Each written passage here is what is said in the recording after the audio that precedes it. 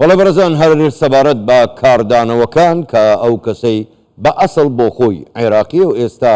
لا وڵاتی سوید دەژی سەبارەت بە سوکایەتی یاخود بێڕێزیکردن بە قورئانی پیرۆز و بە بیر و باوەڕی موسڵمانان کاردانەوەی زۆری لێکەوتەوە لە عێراق بەردەوام خۆپیشاندان دەکرێت لە جیهانی ئیسلامیش لە وڵاتانی عەرەبی و ئیسلامیش تا ڕادەیەک بەڵام نەک بە شێوەی عێراق بەو شێوە توندە ئەوە بوو باڵێۆزخانەی سوید لە عێراق نەما گەڕانەوە وڵاتی خۆیانەوە عێراقیش باڵێۆزخانەکەی خۆی کشاندەوە هەموو پەیوەندیە دیپلۆماسیەکانیان لەگەڵ یەکتر بچڕان. ئێمە بۆ قسەکردنی زیاتر لە سەر ئەم بابەتە کە داخۆ ئەمە چەند کاریگەری دەبێت لەسەر پەیوەندیە نێودەوڵەتیەکان و بە دیاریکراویش لەسەر عێراق میوانێکمان لەگەڵدا ڕاستەخۆ لەستا کۆڵمەوە زۆر بەڕێز شیڤان فازڵ توێژەر لە بواری بنیادنانی ئاشتی کە وەکو گوتم لە ستۆکۆڵمەوە لە گەڵماندایەکە کە شیڤان ئێوارەتان باش گەلێک سوپاس بۆ بەشداریکردنتان لەگەڵمان لەم گەشتەی ژووری هەواڵی کوردستان 24 بە پرسیارێکی گشتی دەست پێ بکەین. ئانی سوید بۆچی ڕێگە بەم جۆرە کارانە دەدات؟ ئامانج لەمە چییە؟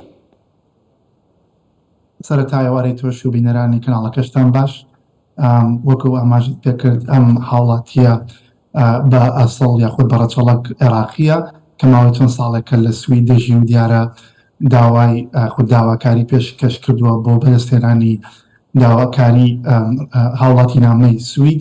و هەر کەسێکی وەکو هەر کەسێکی ترکە لە سوید نیشتە جێبێت وەکو بەڵێن لە ژێرناوی مافی ئازادی ڕادەربڕین داوای کردووە کە بەو کارە هەڵبسێت. واتە ئەمە بە هیچ جۆرێک نمایشی یاخود سیاسەتی دەرەوەی وڵاتی سوید نییە، بەڵکو ڕەفتاری تاکە کەسەکە کەوا لە ژێر ناوی ئازادی ڕادەربڕین بەم ڕەفتار و کارە هەڵساوە. باش کاک شیڤان پێ دوانەیە ینی بە دیاریکراوی سوید لەم کاتەدا کە دەیە ببێتە ئەندامی ناتۆ ئەنی پێ دوانیە ئێستا پێویستی ئەنی سوید پێویستی بە دۆستی زیاتر هەیە نەدەبوو ڕێگر بێ لە ئەم جۆرە کارانە؟ بە دڵنیاییەوە وەکو ئەماژت پێکرد لە ماوەی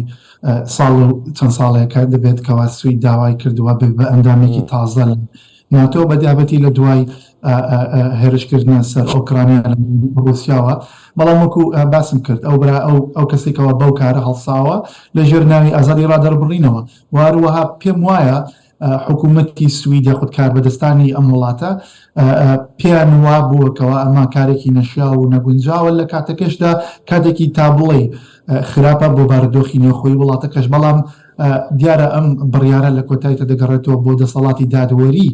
لەم وڵاتەدا نەوەکو دەسەڵاتی جێبەجێکردن کەوا لەلایەنی پۆلیس و یاخود حکوومەت ئەم وڵاتەوەیە.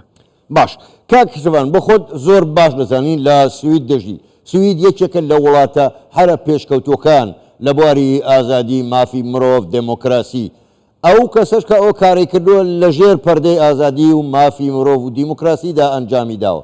بەڵام پرسیار ئەوە نیە ینی لە دوای ئەمەوە پێ دوانیە لە سوید کە نەهام ناڵم حکوومەتی سوید بەڵکو بە ڕەنگە پەرلەمانیش بەخۆیاندا بچنەوە جۆرێک دەستکاریکردنی یاسا یاخود یاسایەکی وا دەربچێ کە ڕێگر بێ لە بێڕێزیکردن بە ئاینەکان و بە بیر و باوەڕی مرۆڤ بەگشتی؟ بە دڵنیاییەوە ئاماژەکان هەمووی بەو ئاراستەیەوە دەڕۆنکەوە وڵاتانی ئەوروپا لە نێویشاندا وڵاتی سوید هەڵبستێ بە پڕکردنەوەی ئەم کەلێن و کەلەبەرانەی کەوا لە یاسا بەرکارەکانیدا هەیە کەوا ڕێگری دەکەن لە بەکارهێنانی وەکو باسمان کرد یاسایەکی لەو جۆرە یاسای مافی ئازادی ڕادەربڕین بۆ ئامانجی تاکە کەسی یاخود بە ئامانجێکی تر. واروها زۆر چاودێر و ڕاوێژکاران و شیکەرەوان پێیان وایەکەوە لە باڵانسێک یاخود ڕێکارێک هەیەکەوە دەکرێت بگیرێتە بەر لە ڕێگریکردن لەو جۆرە کارانە ئەوژەوەیەکەوە ئەم هەڵسوکەوتە یاخود هەڵسوکەوتی لەم شێوەیە دەبێتە دەچێتە قاڵبی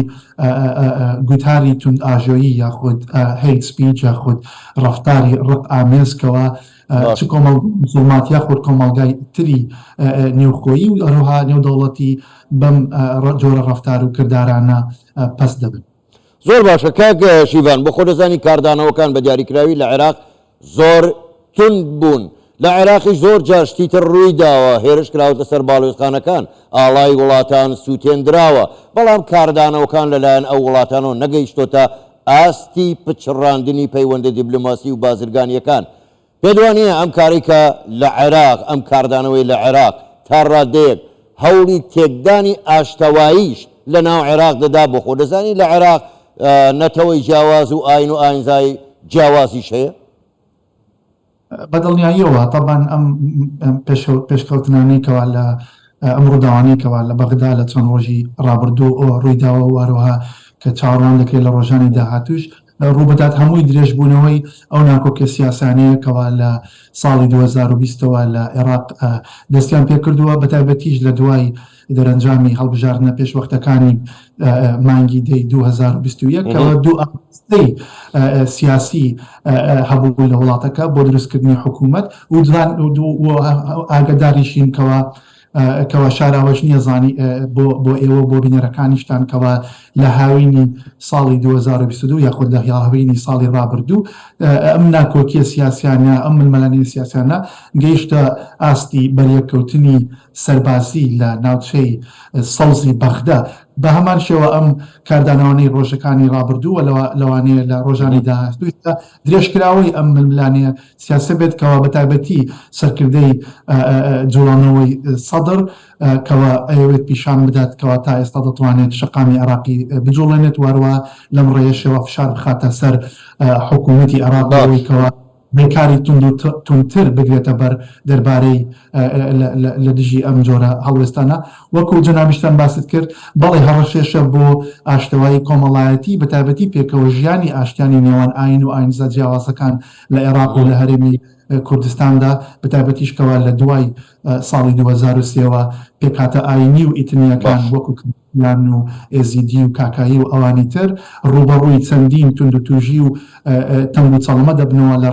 لەلایەن گروپە تند ئاژۆ و گروپە تند ڕەوەکانی وەکو داعش و هەروە گروپەکانی پێش داعشیشەوە. زۆر باشە کاک شیڤان بۆ خۆتان ئێوە شارەزای